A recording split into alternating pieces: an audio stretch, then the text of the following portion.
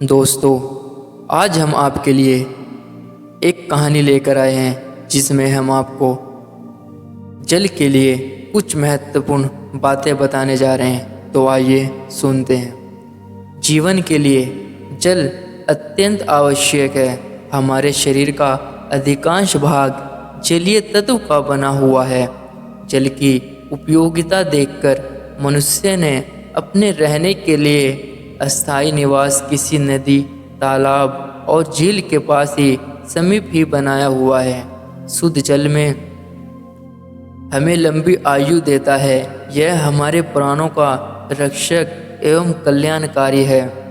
चेहरे पर कांति तथा शरीर की कोमलता में भी जल का भाग होता है। हमारे भोजन के पचाने में भी जल सहायता देता है। तरल पदार्थ शरीर में जल्द पच जाते हैं। जल से घृत के समान सामरीय पदार्थ उत्पन्न होते हैं। जल अग्नि अर्थात जठराग्नि, विद्युत बड़वानल आदि में प्रयुक्त होकर उन्नादि उत्पन्न करके प्राणों का बल और तेज बढ़ाता है। जल प्रयोग से प्राणी में दर्शन शक्ति, श्रवण शक्ति और घोष ध्वन्यात्मक शब्द तथा वाक वर्णात्मक शब्द बोलने की शक्ति आती है।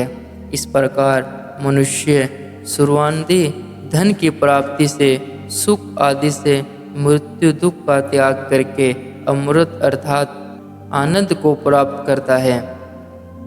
अथर्ववेद में बताया गया है कि देखने, सुनने एवं बोलने की शक्ति बिना जल के संभव नहीं है। जल ही जीवन है।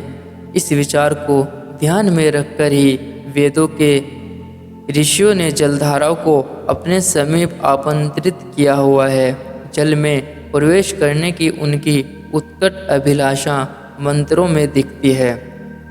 हे प्राप्ति योग्य जलधाराओं, यह तुम्हारा स्वीकार करने योग्य कर्म है। हे सत्यशील जलधाराओं, यह निवास देने योग्य आश्रम है। हे शक्तिशालियों, इस प्रकार से यहाँ पर आओ, यहाँ तुम्हारे जल में प्रवेश करूँ। फलों के मधुर रसों में भी पानी का अंश होता है। जल हमारे लिए माता के समान होता है। जल जो कि अन्न, वनस्पति आदि का स्वामी और मनुष्य को निवास देने वाला है, औषध रूप है, उसको नमन करते हैं। अथर्ववेद में ईश्वर उपासना के कई कारण बताए गए हैं।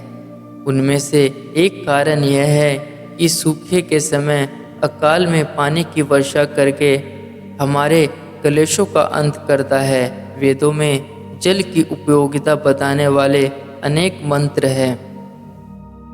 पर्यावरण के इस महत्वपूर्ण घटक की स्थिति आज बहुत संवेदनशील हो गई है। हमने अपनी शोषक प्रवृत्ति के कारण जल को मृत्यु का वाहक बना दिया है। नदी तट पर बसे हुए महानगरों एवं शहरों का संपूर्ण मल मूत्र एवं कूड़ा कचरा जलाशयों में डाल दिया गया है।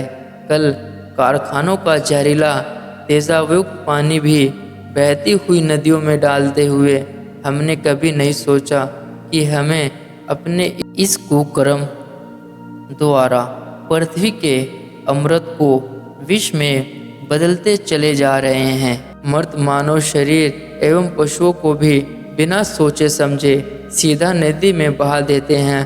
कारखानों से निकला हुआ जहरीला धुआं वर्षा काल में वर्षा के जल में घुलकर काले पानी के रूप में बरस रहा है।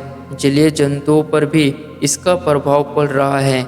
यदि यह स्थिति बनी रही तो वैज्ञानिकों के अनुसार अगला विश्व युद्ध पानी के लिए होगा। जीवन के लिए जल अत्यंत जरूरी है और उसका संरक्षण भी अति आवश्यक है। तो दोस्तों, इसलिए कहा जाता है जल के बिना जीवन बिल्कुल बेकार है। तो हमें चाहिए कि जल की रक्षा करें और अपना जीवन बचाएं।